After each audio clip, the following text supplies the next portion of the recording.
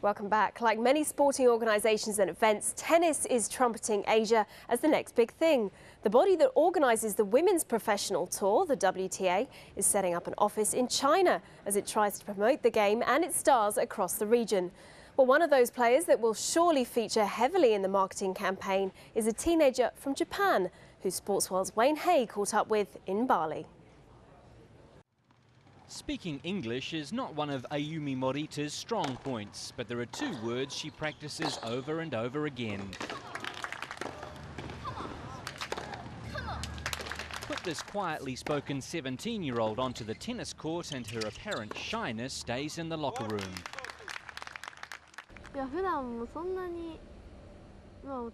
Personally, I don't think I'm that shy, but on the tennis court I'm always playing higher ranked players, so I have to be very positive and very aggressive with my emotions and always think positively.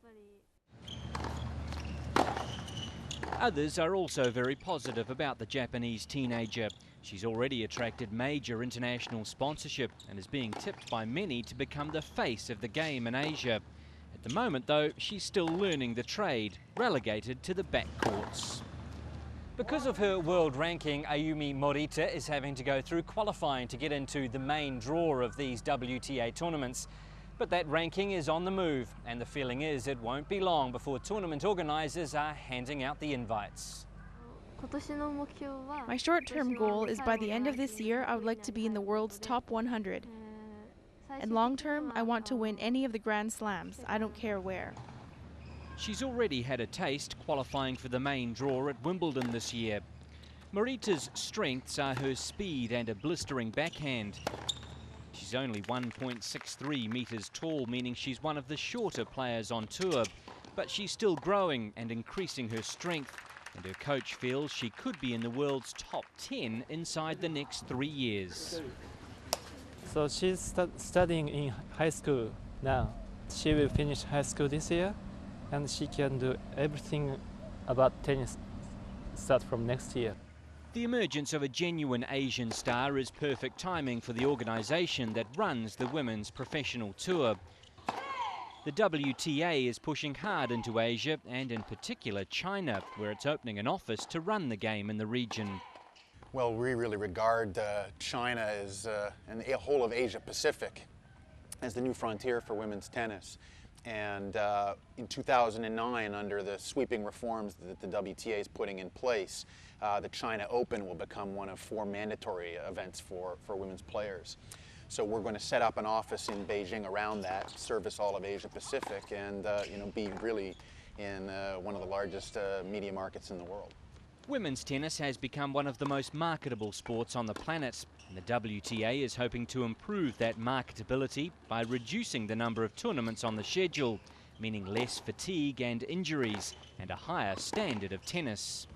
We think we owe it to our fans to make sure that when our players are signed up to play, they're able to play and they compete against each other on the world's biggest stages as frequently as possible. For now, Ayumi Morita isn't on that big stage. Most of the time she plays in front of empty seats. But her potential is such that it's only a matter of time before those seats start to fill up. And she's certainly not daunted by the challenges that lie ahead. At WTA tournaments, I always get to play the top players, and I can always challenge them, so I feel ready. That confidence will only grow with time, and with it, the volume of her celebrations. Wayne Hay, Al Jazeera, Bali. Now to rowing. You're unlikely to see a Zambian crew competing in the coxless fours at the Olympics in Beijing next summer, but it might not be that distant a dream. After all, the nation does host an international rowing regatta on the Zambezi River. Rahul Pathak reports on one of the world's most unlikely sporting events. When you think of rowing, you probably think of the Henley Regatta, the Oxford-Cambridge boat race. You're probably not thinking of dodging the hippos and crocodiles. But those are just some of the unique challenges of the Livingstone International Regatta. The week-long event, which is held on Zambia's Zambezi River near the town of Livingstone, has grown rapidly in recent years, with teams from as far away as the United States and Europe coming to take part. The 2007 regatta featured Oxford and Cambridge universities, crews representing South Africa and Zimbabwe, and Brown University from America making the trip to Southern Africa. It's been wonderful. I mean, it's a huge river, which is really cool, and it's been really flat, which is great. There's some peculiarities that I haven't seen anywhere else in the world, namely dodging around the hippos and making sure you don't get too close to the bank for the crocodiles and whatnot. But yeah, it's amazing.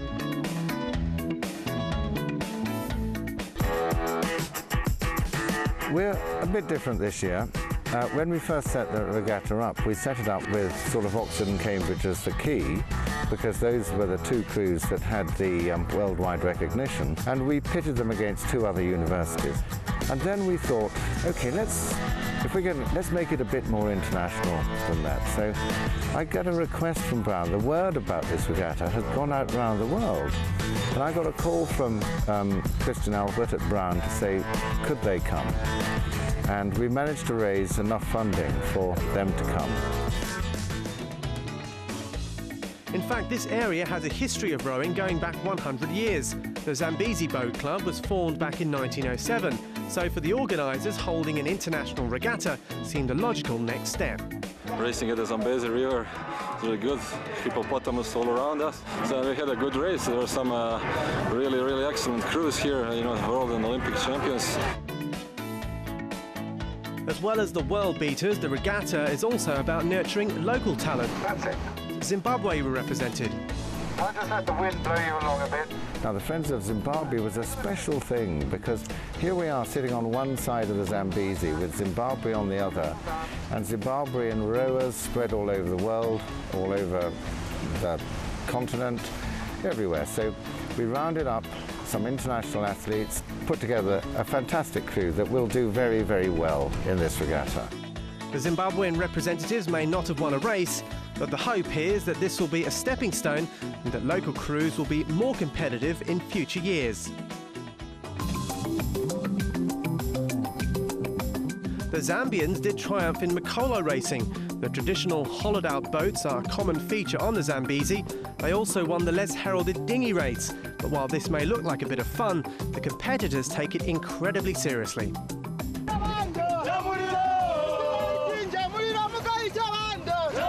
We're happy to say that we are the champions. Come next year, we should remain to say that we promise the Zambian government, the Zambian community, that we will remain the champions of international regatta. But for the organisers, the dream doesn't end there. There's so much history here, and I think it's important we do revive it. When I can find a Zambian crew in the eights, then we will have achieved the aim of making this fully international.